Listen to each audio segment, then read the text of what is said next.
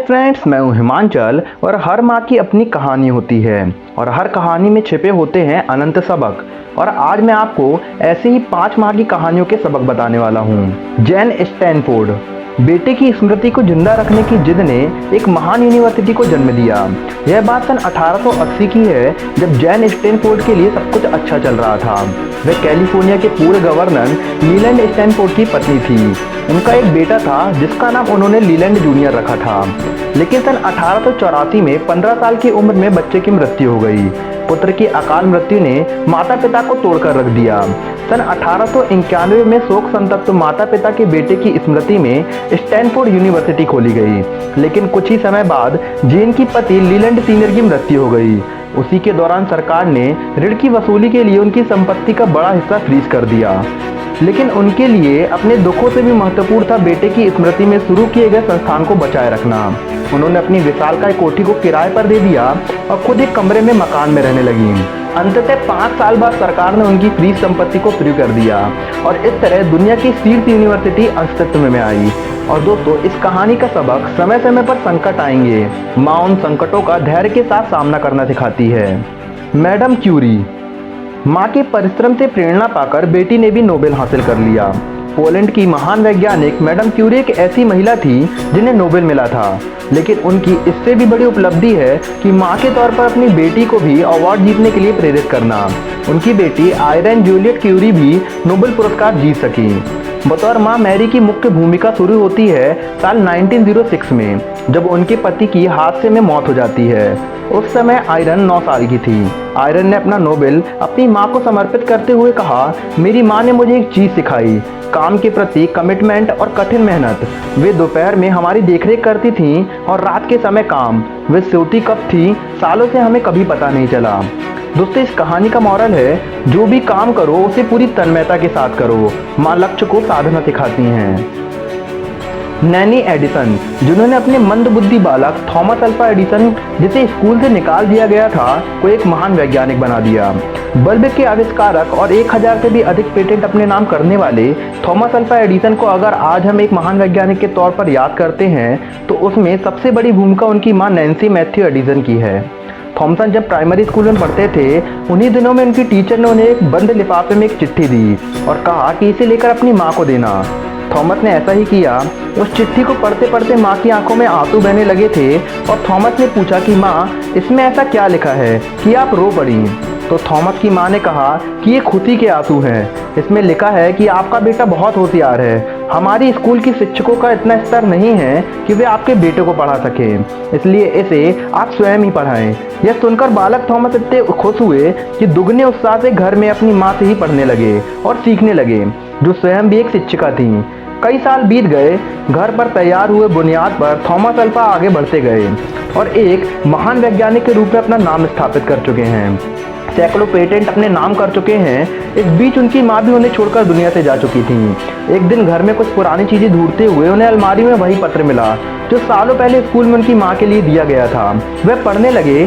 पत्र में लिखा था, आपका बेटा बौद्धिक तौर पर इतना कमजोर है कि हम उसे अन्य बच्चों के साथ नहीं पढ़ा सकते, इसलिए उसे अब स्कूल ना भेजें। इस बात का उल्लेख थॉमस ने अपनी अलग अलग जीवनियों में अलग अलग तौर पर किया है। दरअसल सुनने की समस्या के कारण स्कूल ने उन्हें मंदबुद्धि घोषित कर दिया था। अगर उनकी माँ उस समय निराश हो जाती तो हो सकता था थॉमस उन ऊंचाइयों को नहीं छू पाते। दोस्तों, इस कहानी का मॉरल है, किसी भी बात को अंतिम सत्य नहीं माने। माँ अपने टैलेंट पर भरोसा करना सिखाती हैं।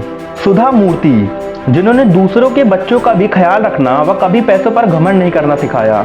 इन्फोसिस फाउंडर की चेयरपर्सन और समाज सेवी सुधा मूर्ति ने कुछ दिन पहले स्वयं एक कहानी शेयर की थी। उनके ही शब्दों में, एक बार मेरा बेटा रोहन 5 स्टार होटल में अपने किसी दोस्त के साथ बर्थडे पार्टी में गया था। वहां से लौटने के बाद उसने कहा, मैं भी अपने दोस्त को ऐसे ही बड़े होटल में बर्थडे पार्टी देना चाहता हूं। मैंने उससे कहा कि इस पर इतना खर्च आएगा, पहले हम इस पर चर्चा कर लेते हैं। अगर तुम 5 स्टार होटल में पार्टी देते हो तो एक बच्चे में कम से कम 1000 रुपये का खर्च आएगा। तुम अपने 50 दोस्तों को बुलाओगे तो कुल खर्च आएगा 50,000 रुपये। हमारे घर में जो ड्राइवर है उसके 2 बच्चे हैं। वे दोनों बच्चों भी पढ़ने में उतने ही होशियार हैं जितने कि तुम हो। अगर हम उनके 2 बच्चों की शिक्षा के लिए 20,000 रुपये दे दें तो वे और भी बेहतर स्कूल में पढ़ सकते हैं। मैंने उससे ये भी कहा कि मैं पार्टी देने से मना नहीं कर रही हूँ, बस पार्टी पर अनावश्यक खर्च नहीं करना चाहती। उस समय यह बात अच्छी नहीं लगी। मैंने उसे 3 दिन का समय दिया कि तुम सोचकर बताना। 3 दिन के बाद वह मेरे पास आया और समोसे, गुलाब जामुन और कोल्ड ड्रिंक की छोटी सी बोतल के लिए राजी हो गया। मैंने 50,000 में से 20,000 उसके ही हाथों से ड्राइवर और उनके बच्चों की शिक्षा के लिए दिलवाए। पार्टी के बाद बचे हुए पैसे भी उसे ही देते हुए कहा कि ये तुम खर्च करना, लेकिन किसी अच्छे कार्य के लिए। सालों बाद उसे जब स्कॉलरशिप मिली तो उसने स्कॉलरशिप का वह पैसा, जो करीब 1 लाख रुपए होगा, उसने मुझे भेजते हुए कहा कि अम्मा, इसे आप मेरे जन्मदिन पर 2001 संसद पर हुए हमले के शहीद हुए जवानों के बच्चों पर खर्च करना। हालांकि वो बहुत बड़ी राशि नहीं थी, लेकिन अपनी चीज दूसरों के साथ शेयर करने का वह आइडिया बड़ा था। यह समझ उसे जिंदगी भर काम आएगी और हमें दूसरों का भी ख्याल रखना आना चाहिए। दोस्तों, इस कहानी का मॉरल है, अगर आपके पास पैसा है तो उसका सदुपयोग करो। माँ के विचारों को सही दिशा देती हैं। सोजोर्न ट्रुथ। एक अश्वेत माँ अपने बेटे को बचाने के लिए श्वेत समर्थक सिस्टम से भिड़ गई थी। सोजोर्नर ट्रुथ अमेरिका की एक महिला अधिकारी कार्यकर्ता हैं। Am I not a woman भाषण के लिए प्रसिद्ध हैं, लेकिन एक माँ के रूप में उन्हें कोर्ट में जो लड़ाई लड़ी, उसकी मिसाल आज करीब 190 साल बाद भी दिखाई देती है। अश्वेत महिला रोजोनर किसी समय स्वयं गुलाम थी।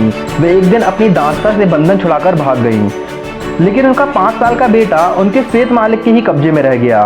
उसी दौरान उन्हें पता चला कि मालिक ने उसके बेटे को बेच दिया। अश्वेत होने के बावजूद उन्होंने मामले को कोर्ट में ले जाने का फैसला किया। यह बात 1828 की है। तब यह बात इसलिए बहुत महत्वपूर्ण थी क्योंकि उससे पहले किसी भी अश्वेत ने किसी श्वेत के खिलाफ कोर्ट केस नहीं किया था। किसी तरह पैसे जुटाकर उन्होंने वह केस लड़ा और जीता भी। श्वेत के खिलाफ कोर्ट केस जीतने वाली वे पहली अश्वेत बनी। इस तरह माँ अपने बेटे के लिए सिस्टम को चैलेंज करने से भी नहीं रुकी। दोस्तों, इस कहानी का मॉरल है, अपने ही अधिकारों की रक्षा के लिए किसी से भी लड़ना या टक्कर लेने से मत घबराओ। माँ जज्बा और हिम्मत दिलाती है। और एटलीस्ट लास्ट में एक कहानी सुनाऊंगा जिसको बरगदों की माँ भी कहा जाता है। दरअसल ये सालूमरा तिकम्मा हैं, जो मूलतः कर्नाटक के तुमुक्कर जिले की रहने वाली हैं। इनकी उम्र लगभग होगी 100 साल के ऊपर। इन्हें बरगदों की माँ भी कहा जाता है। इनकी कहानी बहुत ही ज़्यादा दिलचस्प और प्रेरक है। शादी के सालों बाद भी जब ये माँ नहीं बन सकी तो इन्होंने पौधे को ही बच्चे मानकर उन्हें लगाना शुरू कर दिया। वो इन पेड़ों को अपनी संतान कहती। शुरू में लोग उनका मजाक भी उड़ाया, लेकिन वे जज्बे के साथ लगी रहीं। उन्होंने 400 से भी अधिक बरगद के पेड़ लगा दिए। आज उनकी ये बरगद रूपी संतानें भी 70 साल की ऊपर हो चुकी हैं। इनके अलावा उन्होंने 8000 से भी ज़्यादा अन्य पेड़ लगाए हैं। साल 2019 में उन्हें पद्मश्री दिया गया। सेंट्रल यूनिवर्सिटी ऑफ कर्नाटका ने उन्हें मानद डॉक्टरेट की उपाधि से भी सम्मानित किया। आई होप फ्रेंड्स, आपको ये कहानियाँ जरूर इंस्पायरिंग लगी होगी और आप मुझसे पर्सनली जुड़ना चाहते हैं तो आप मेरा इंस्टाग्राम पेज भी फॉलो कर सकते हैं। तो चैनल को सब्सक्राइब कर लीजिएगा और बेल आइकन पे क्लिक कर लीजिएगा। मिलते हैं कुछ ऐसी इंटरेस्टिंग वीडियो के साथ। तब तक के लिए जय हिंद।